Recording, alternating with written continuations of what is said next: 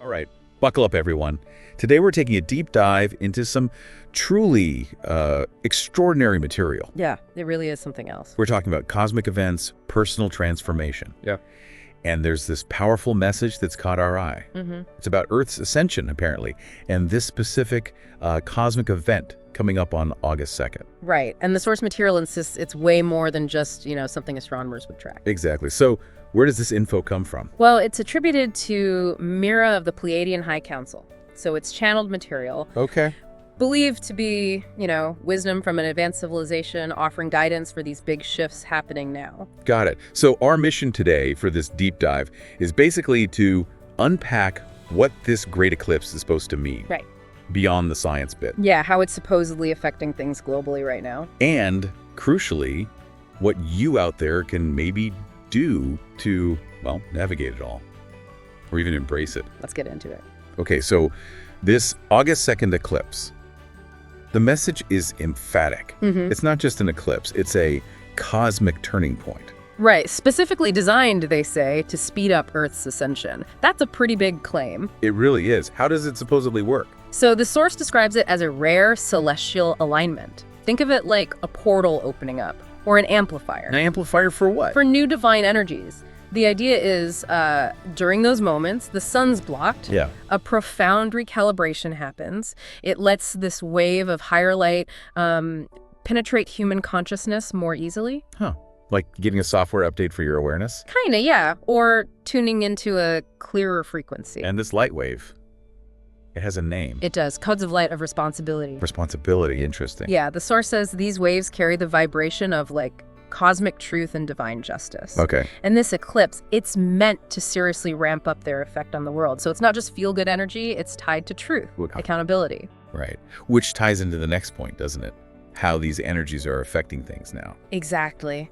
The message says these energies are already flooding the Earth, and they're actively illuminating all shadows. Illuminating shadows, meaning exposing things. Pretty much. Anything not of the light, as they put it, is being brought out into the open. It needs to be resolved. So, hidden darkness, deception, corruption, all that stuff. Yeah, the claim is it can't stay hidden anymore. It can't be swept under the rug. Because these high-frequency codes demand transparency. That's the idea. They make it impossible for secrets to, stay secret. You do kind of see a lot of revelations happening lately, don't you? You really do. Things buried for years suddenly coming out. And this is supposedly leading to big global changes. The source mentions long hidden truths coming to the surface and old control systems collapsing under their own weight. They call it a great purification. A purification, so a systemic clearing, not just individuals. Exactly. It's described as the old material world, the one built on greed, fear, power over others. Yeah. That's imploding. Structures, institutions founded on deceit or exploitation, they're collapsing. Because they just can't handle the new energy, the new light. Apparently not. It's like the energetic foundation is being yanked out from under them. Wow. And there's a specific point made about individuals, people who abused authority. What about them? They're being removed or resigning, the source says, as their wrongdoings are revealed. And it's not just happening randomly. The message emphasizes support from vast legions of light, celestial warriors. Working with humanity. Yeah, working alongside us to ensure justice and balance are restored. It confirms, quote, light now has priority on Earth. That's a powerful statement. Light has priority. It really is a fundamental shift. So this whole phase, the revelations, the accountability, it's framed positively. Definitely. As a tremendous step forward in ascension, paving the way for a new era. Honesty, peace, unity. Okay. But they do acknowledge it might be tough. Oh, yeah. They say, some truths emerging now may be shocking or difficult for the collective to accept. But necessary. But necessary, exactly, for true healing and liberation. You have to clear out the wound to heal it properly, right? Makes sense. Okay, so that's the big picture, the global stuff. Yeah. How does this connect to us individually, to you listening? Right, so the message shifts focus to the personal journey. And one thing stands out. Service. Service. Yeah. It's identified as the priority and the golden key for your elevation to higher dimensions. A golden key. Wow.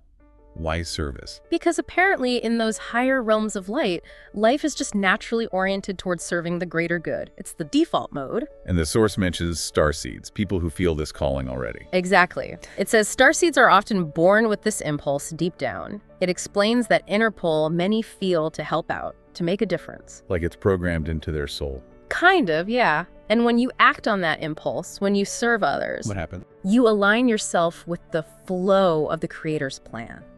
You tap into that universal principle of unity, of generosity. And that speeds up your own ascension. Greatly accelerates it. According to the source, it's like a feedback loop. Give, align, ascend. Okay, now this next part really jumped out at me. The idea that some people Oh, yeah.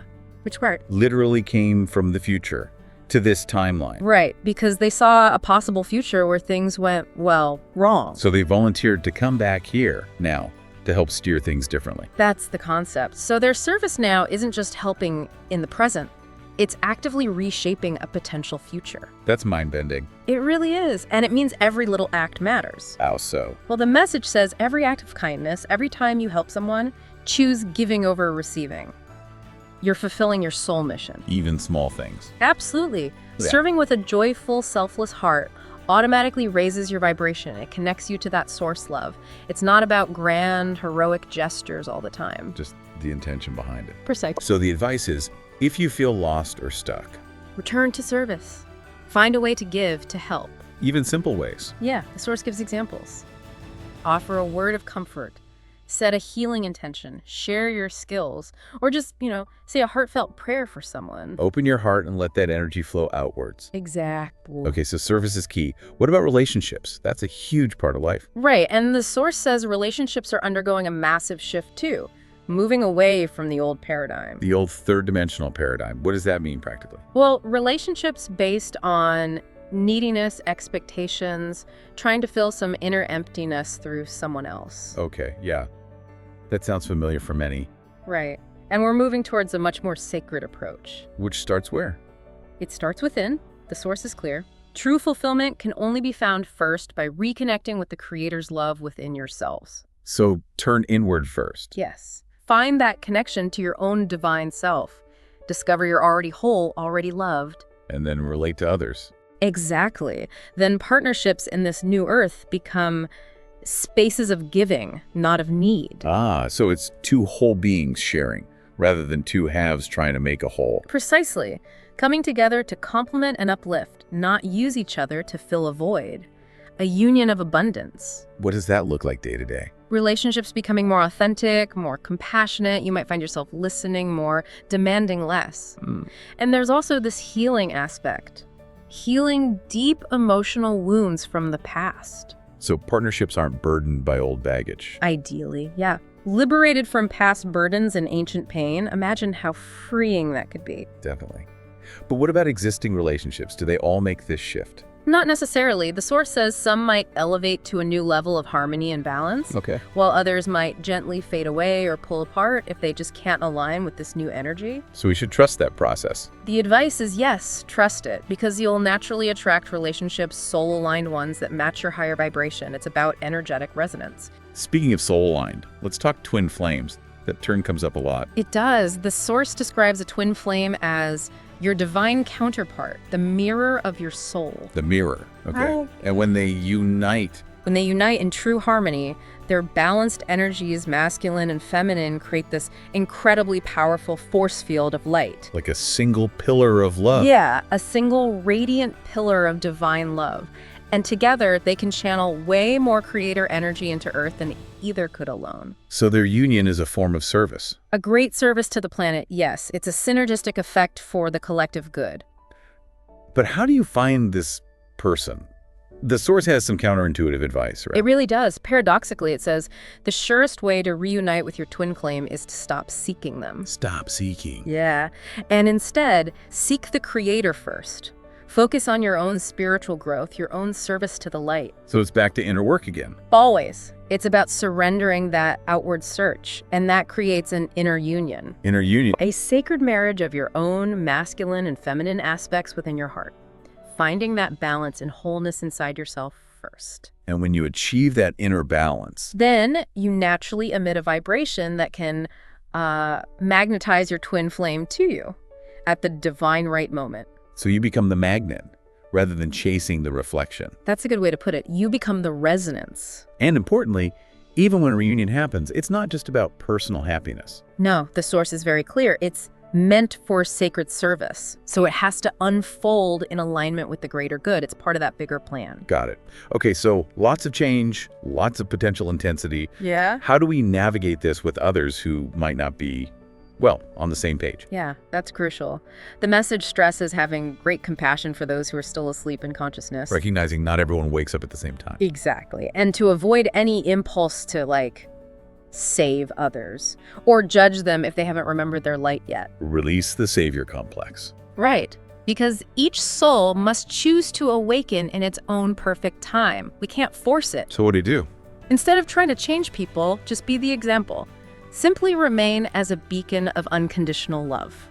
Let your presence do the talking. Yeah. Your own presence and example will do far more to inspire awakening than any amount of words or persuasion. Your energy is the message. So if you encounter people still in fear or ignorance, meet them with kindness, empathy.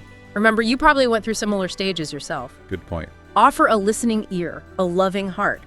But don't force your truth on anyone. Let your life be your message. I like that. It resonates, doesn't it? Yeah.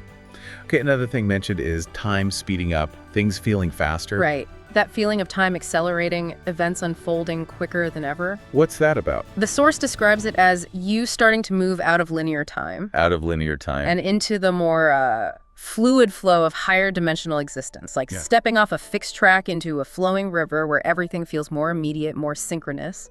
And cosmic events like this eclipse highlight these jumps. Exactly. They mark significant energy jumps for the collective, like cosmic punctuation marks, pushing things forward. Okay. And what about off-world connections, the galactic family stuff? Ah, yes. The source claims there's growing evidence of our galactic family's presence around Earth. Evidence that's harder to deny. Apparently so. And that the disclosure of truth about this star family is already underway. Open interaction is getting closer. And the source paints this as positive. Very much so. Talks about a joyful reunion, sharing advanced tech and wisdom, making life easier and more magical. That's quite a vision for the future. It is a hopeful one. So with all this potent energy, especially around August 2nd, preparation seems important. Absolutely.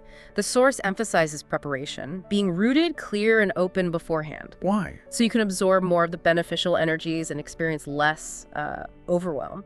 It's about creating the best conditions inside yourself for this energetic upgrade. Makes sense. So what kind of preparation are we talking about? Several things. First, grounding and centering. Like connecting with the earth. Exactly. Walk barefoot, deep breathing, visualize roots going down into the earth. Anchor yourself. Okay. What else? Calming the mind, finding moments of stillness every day. Meditation, deep breathing again. Just opening your heart space. And setting clear intentions. Yes. Since the eclipse amplifies energy, it's a good time to be clear about what you want to release. Old habits, fears, that kind of thing. And what you want to attract. Right. Love, clarity, abundance, whatever resonates. You can write it down or just hold the intention firmly in your heart. Okay. Physical stuff too. Definitely. Physical self-care. Prioritize rest, sleep well, stay hydrated, eat nourishing food. Gentle movement. Yeah. Yoga, walking, and importantly, honor fatigue if it comes up. Your body's doing a lot of integration work. And emotions. What if old stuff surfaces? Emotional release. Allow whatever comes up, old emotions, memories, let them flow without judgment. Now, Journaling can help. Crying if you need to, talking to a trusted friend, just don't suppress it. let it move through. Exactly. And finally, connecting with spirit. Deepening that spiritual connection. Yeah. Your higher self, your guides, through prayer, maybe calling on angels or your star family, group meditations, whatever feels right for you. And doing these things actually helps. The source says, taking these steps signals your readiness to the universe. It makes the integration of the light smoother, more beneficial. It's active participation. You're co-creating the experience. Precisely. So as we align more with this fifth-dimensional way of being, higher consciousness, love, unity. Miracles become the norm. That's what the source suggests. Life just flows differently. Wow. Okay, so to wrap up, maybe a final thought for everyone listening. Well, the source leaves us with this powerful idea. You are the next wave of Earth's governance and leaders of change for the light, here to anchor the highest light. Leaders of change. That sounds daunting. Maybe, but think about what it really means to step into that role. It's not always about politics or grand gestures. More about how you live daily. Perhaps. How can your own love, the love flowing through you, continue to illuminate every corner of the world? Like the sun emerging after the eclipse. Exactly. Bringing forth that glorious new day, something for you to really sit with and feel into. A lot to think about there. Thank you for joining us on this deep dive today. Always a pleasure. We really encourage you, the listener, to continue your own exploration of these ideas. See how they resonate. See what feels true for you. Until next time.